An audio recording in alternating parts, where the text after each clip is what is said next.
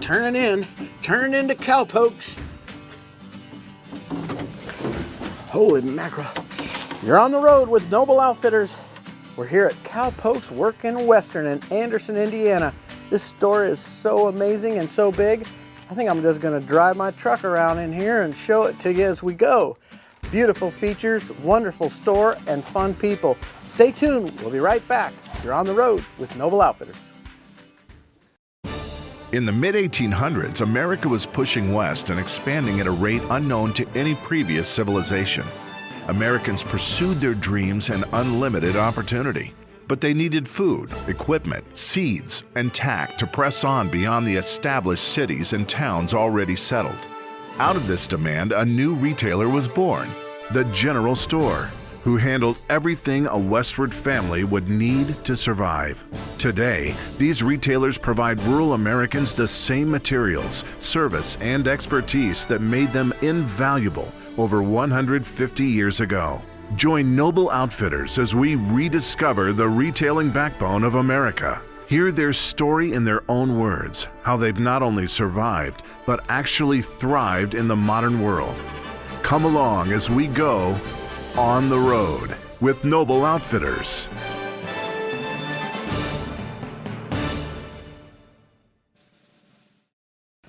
Oh, what a beautiful store. Hey, Sheila, how are you, honey? Hey, Dan, how are you? Good to see you. Good to see you. How's everything been? Gosh, what a beautiful store this is. I know. I've been good. I've been on the road. So I want to introduce to you Sheila Skinner. She's one of the original Noble Outfitters salespeople. We really appreciate what you're doing out there. 3 years now, so yeah, definitely. It's been great, and you know, it's great because these stores need service. You know, it's like a lot of our stores, these farm and feed stores, that are in the middle of no man's land a lot of times, and you guys got to drive out there and help them stock their stores and tell them what they need and what they don't need and what's going on. So the service you provided them is very valuable. Yeah, definitely. And Cowpokes has been such a good account for that. They're such a big advocate of Noble Outfitters, and they really listen to what we have to say as a brand. You know, anything we recommend that their store should carry and what their customers need, they're like, let's go, let's do it. And I can't wait to talk to Jeff and Lynette Boone, the owners of this beautiful store, because they get involved in local charities too. And I understand there's a group called the Agape Writing School, and they take kids from the blind school, give them free boots, and take them out to the Agape Writing School, and they're able to go out and ride and do things out there and have fun. So that's local stuff, that's local things that the local stores do to take care of the local community. And our whole show is all about going around this beautiful country and seeing these stores and celebrating the fact that they were the first stores when the settlers were coming out. They were the first stores that were supplying them with all they needed and supporting them, and sometimes not getting paid because the crops weren't good or whatever. And so, you know, we're just trying to support the local independent dealer out there that's out there making a living, and not so much the conglomerate, you know, box stores that people are shopping at. You know, shop local, get into those local stores and help those folks out, because they're the ones that are helping out the local communities. Yeah, definitely. Small town business is where it's at. So this store is amazing. I mean, it's a beautiful store. I mean, you know, we got old Rusty here. Old Bessie parked right in the middle of the store. Yep. I drove in on old Bessie here. But it's fun to just see the merchandising that they've done. They did such a beautiful job of merchandising the goods. And they've got a great boot selection. I understand they've got over 6,000 pairs of boots here. Yeah, I know. And, you know, tons of different things that the consumer needs. And I can't wait to get a look around and see the whole store. They've got an embroidery section. They shape hats. I'm going to learn how to shape a hat later on during Jeff the show. will teach you. So these stores very much appreciate what you guys are doing out there to go into their stores and help them. Yeah. Yep, it's been great, and every day, like you said, you just meet more and more people that have just been so nice to have a part of your life now, and it's been a great journey to be a part of, for sure. Good. Well, you're going to have to show me around here and introduce me to everybody. Yeah, that'll be sounds fun. good. Let's do it. Love to meet the owners and learn how to shape hats and see what else we got going on here. Sounds good. Let's go. All right, sweetie. Thank you. Thank you for all your hard work. Yeah, no problem. You're on the road with Noble Outfitters, and you're on the road with a mobile noble, Sheila Skinner, and myself will be right back at Cowpokes. Stay tuned. You're on the road with Noble Outfitters, and I have the extreme pleasure to introduce you all to Jeff Boone and Lynette Boone, the owners of this beautiful store, Cowpokes. Jeff, it's a pleasure to meet you. Thank you. Lynette, Thank you. pleasure. I've had a great time here today looking around the store, and I'd like to know a little bit about the backbone of the store and how it all got started. You know, as America's such a big part of America is small business, and this is just the perfect story about a small business. You know, I was a perfect story about a small business. I mean, that's what America is. But how did this all get started? I've told the story a lot, but it's interesting how we got started. We met in college. I was in the livestock program at Blackhawk College in Kewanee, Illinois. She was in the equestrian program, and so we had similar interest in the Western market. From that point, there wasn't really a lot of stores in our area that offered the type of things that we liked in the Western industry. And so a friend of mine and his girlfriend at the time, wife, we'd often joked around while we were in college that maybe we should come back home at some point and start a store. We got married, and we had our honeymoon it was in Jackson Hole, Wyoming. So we were on a ranch, we visited the stores in Jackson Hole, we came back, and a buddy of mine called me and he says, hey, you know, we all talked about that, starting a store thing. He said, you want to do that? I said, absolutely. So that was in July, and by November we were open. We had a vision, and we just put our nose to the grindstone, and we made it happen. So that was 23 years ago, I guess it was. It's fun for us to be able to see folks like you now saying how wonderful it is to have people that work for us that help them, so that the whole generation's just combining up and growing again, and becoming another whole generation of young people that are working hard and carrying on the American dream, you know, of creating a small business and growing it and making it happen. But I also understand that you do a little bit of auctioneering in your spare time. Did you actually learn that in school, or how? No, actually, I grew up in the business. My grandfather was an auctioneer and started back in the 50s, and so he never had a son, so I was kind of like his son. I grew up in the business from day one and been around all my life, so it's in my blood. And we do quite a few auctions on site at our facility. We do them off site at other people's facility. We do land, real estate, but 4 days a week I'm a car auctioneer in Indianapolis. So really, that's been our bread and butter since we started the store. It allowed us the flexibility to be able to battle some tougher times, and to grow the business without pulling anything from it. And you know, that's typical. There's always tough times, right? We've met so many different people that have had stores around the country, and I remember one group was telling me, his husband and wife, says, you know, she was a teacher all through the time that they were trying to get the store to be successful, and if she wasn't, you know, they weren't going to eat, and even at that point they were eating hamburger helper, you know. So it was just lean times, but that's you know, it's what makes it all worth it, you know. Sure. Work hard to get something done, and well, that's great. You're truly an American small business success story, and that's what the backbone of this country is all about. So, well, it's a pleasure meeting you folks, and I thank you for your hospitality here today, and I really congratulate you for creating a wonderful atmosphere and being a local store in a local community, giving back to the community from a charity standpoint, hiring local people, and just doing a great job. So God bless you guys. Thank you. Thank you, and thank you for producing a product line that really works for us and our customers. We appreciate that. Thank you. And speaking of the Noble product line, another thing we'd like to mention, please go to our website, cowpokesonline.com, enter the promo code NOBLE, and we'll have a 15% discount on all of the Noble Outfitter product line right on our website. For the next 2 weeks? Yeah, for the next 2 weeks. It'd be great. That's great. We really appreciate that. And I'm sure all the folks out there will very much appreciate that. Thank you. Thank you again. You're on the road with Noble Outfitters. We'll be right back. You're on the road with Noble Outfitters. Coming up next on the Noble Child of the Week, you're going to meet Mackenzie Boone and Gunner Boone, and you're going to find out how Mackenzie is creating a business out of these beautiful scarves, and Gunner's going to auctioneer them off someday. Stay tuned.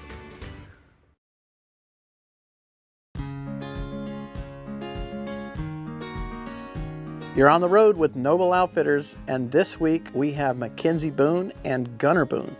How are you guys? Good. How you? It's a pleasure to meet you. Good, how are we got you? a brother-sister combo here. All right, tell me a little bit about yourself there, Gunner. What do you do outside of school? Outside of school, I ride horses, show horses. It's pretty much What's your horse's name? Scotty and Trouble. Oh, you got two. Yes. So the type of riding you do is what? What types of events do you do? I do contesting, which is barrels, pulls, flags, all that. And then I do Western pleasure, horsemanship, showmanship.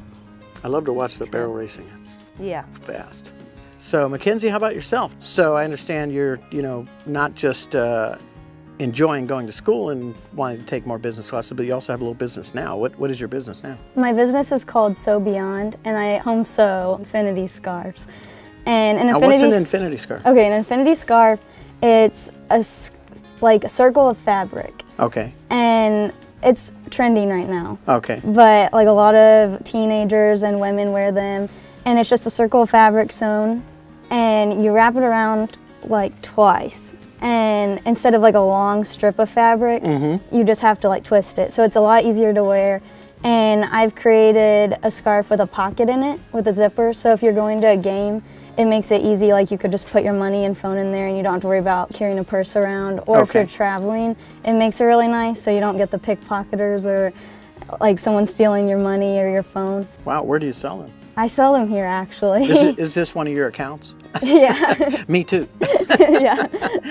I don't have them anywhere else yet. But We're co-partners here. yeah. Well, if you ever need any help in figuring out how to get bigger in the apparel business, just let me know, because I've done a lot of that. I've learned, all the different aspects behind, sourcing the fabrics and getting the product made, and there's a lot of activity that goes on with that. But if you do it right, you can make a good living at it. Yeah, I heard you're really successful in business, so Well, I'd like to learn from you. The most important thing, somebody said, well, tell me the 3 things that you've done to be most successful. I said, okay, it's pretty easy. Hard work, and hard work. And that's what I got. If you do those 3, okay, the rest is easy. Yeah.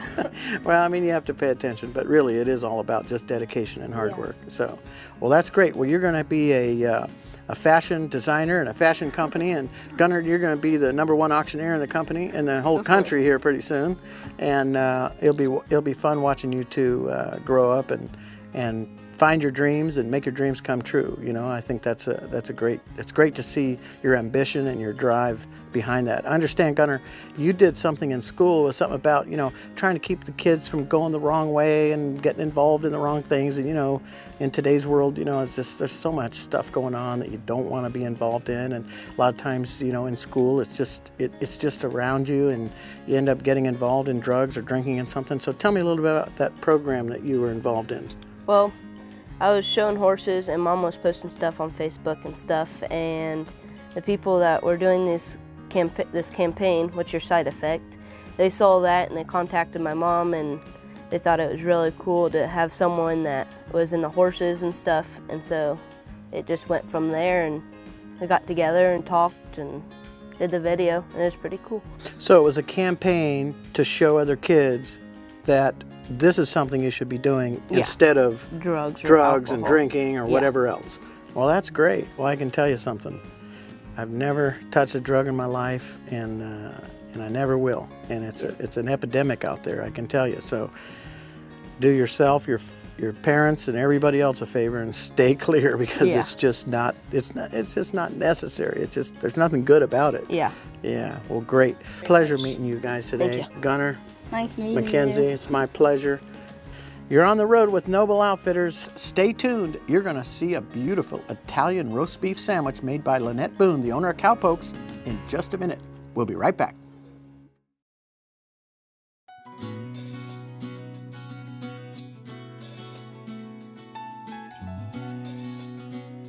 You're on the road with Noble Outfitters, and this week on the Recipe of the Week, we have Lynette Boone, the owner of Cowpokes, going to tell us a little bit about a wonderful sandwich called the Italian roast beef sandwich. Yes. Oh, baby. Well, I can smell it, and you need to talk fast, because I'm going to be jumping in there pretty quick. In fact, I may be jumping as you're talking, okay? That's okay. All right, so a little bit about, did you know I was a chef? I just told you that a little bit ago. That. For people out there, too, they're looking for things that are easy, that are easy to make and easy to not mess up and Right. easy to make good and always be good. So this is a great one. So tell me a little bit about the recipe and how this all got started. Well, the recipe it's Italian roast beef sandwiches. I make it for like when we do road shows and that for a big group of people. So I only know how to make 30 to 40 servings. What I do is I usually... That's probably enough for home. That might be enough for me. What I do is just take like an inexpensive meat, like a roast, beef roast, or yes, beef roast. I put it in the roaster. I use the Louis au jus seasoning mix, mix it with some water, pour it over the roast, and then I fill the roaster over the top of the meat. I add green pepper, onion, and the best is the pepper rings The that little I add. sliced peppers. Yes. I add all that and then cook it for 8 to 10 hours. The longer, the better. And then once it's done cooking, take the meat out, shred it, and then put it back in the roaster and let it heat up until you're ready to eat it. That's perfect. Well, you know, and you mentioned the lesser expensive cuts, you know. I'll tell you, the lesser expensive cuts, they're not the lesser quality cuts. Right. They're the lesser expensive cuts. And one of the reasons today that they're lesser expensive cuts is because they take time to cook. And today's consumer is looking to cook things quickly. So they want a steak or a chicken breast or something fast. And what's interesting is my mom take a pot roast and she'll make you a meal you'll cry over, okay? I'm telling you, it's beautiful because that pot roast, it does take time to cook, but it's where all that flavor is, you know. That's right. And That's why I cook it so long. and they do take long, you know, short ribs, pot roast, a nice roast like this, a chuck roast. It's a beautiful dish, and it stays moist and it's so tender. Well, I'm really glad you shared this with me. And Did you like it? I did like it. I hate to drool over myself here on the camera. So, you know, you can go to nobleoutfitters.com/RFDTV to find all of our recipes online from all of the On the Road with Noble Outfitters shows. So, Lynette, thank you very much for sharing your recipe. Glad to. And thank you for showing me around the store, and you guys' hospitality is wonderful. We really appreciate it. Thank you. You're on the road with Noble Outfitters, and I'm here with Jeff Boone, owner of Cowpokes, and Jeff is going to show me a little bit about how to shape a hat. And interesting, you know, a lot of hats, they come in, you know, unshaped, and then the person wants to get them just the way they want. I'm learning all about that, so tell me a little bit about how this works. Well, first of all, when it comes to hat shaping, it's all about preference. You know, there's no set guidelines as to what needs to happen with a hat. So the process of shaping a hat involves a couple things. It involves heat and moisture. The steam, which is going to come out of this generator here, will allow us to soften up the resins that are in the hat to allow us to change its shape. With each individual as they come in, they're going to want something different, something that they think makes them look good, or just making the hat look even or all the way around. Could I reshape my hat too? Absolutely. Okay, well, I'm going to watch you first and Okay. see how it's done, and then I don't know if mine's doing everything it needs to do for me. Well, maybe you'll get a chance to do a little bit of this and see how your hat turns out. I'm going to reshape it. Okay, perfect. Okay. Well, first thing we'll do is send some steam out of here. You got to be a little careful, it will burn you, okay? Be cautious. We're going to put the heat right on the inside here and not on the edge. It's important to leave it off the edge. We don't want to curl the edges. To get the hat hot, I typically spin it around, give it one pass on the back side, and then from there we put a little bit of pressure on the hat, and you can see as we're starting to pull it up, we're going to bring this brim up just a little bit, not putting too much pressure because we don't want to leave thumb marks. And then you can see what we've done with this hat is we've really brought this side up. See, it's completely different. Yeah, you really, I mean, Yes. this one's down It's down. and this one's more up. So if somebody wants a little more tapered look, Put the same amount of heat on this side. You can give it a little quick pass, keeping our hands out of the way. You'll learn the hard way if you do it a time or two. We give it a little bit of a bend. We like to pull it around, look at it going straight down so we can kind of get an idea of what the shape is.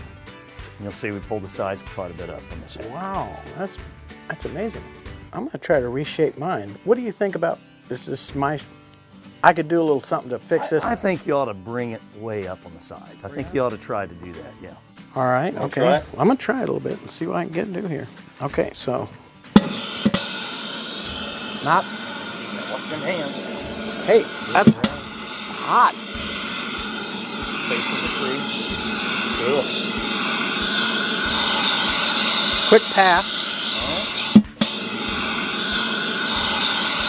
Oh, I think you're gonna like this. Okay, well, let's take a look, see how we got here. What do you think? Oh my.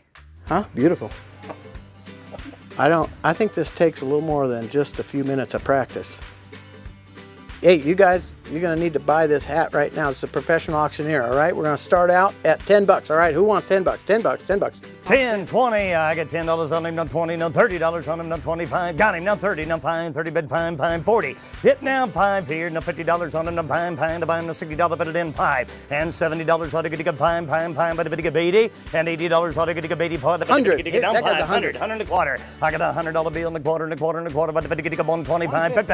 I got 1 1/4, but if it get 1 1/2 here, but if it get 75, 175, but if it get 175, sold it for $150. Thank you. I love it. You're on the road with Noble Outfitters. Join us next week. You never know where we're going to be next. We'll see you then. I had a great time here at Cowpokes working Western and Anderson, Indiana. Hope you all did too. Join us next week. When you're on the road with Noble Outfitters, you never know where we're going to end up next. We'll see you then. Come on, Bessie. Here we go. Okay, baby, here we go. Where are we going next? Nobody knows. Holy mackerel. Whoa, Bessie, whoa. Oh, I better get down a low gear a little bit here. There we go. All righty. Oh, I missed the boots. Come on, Bessie. Here we go.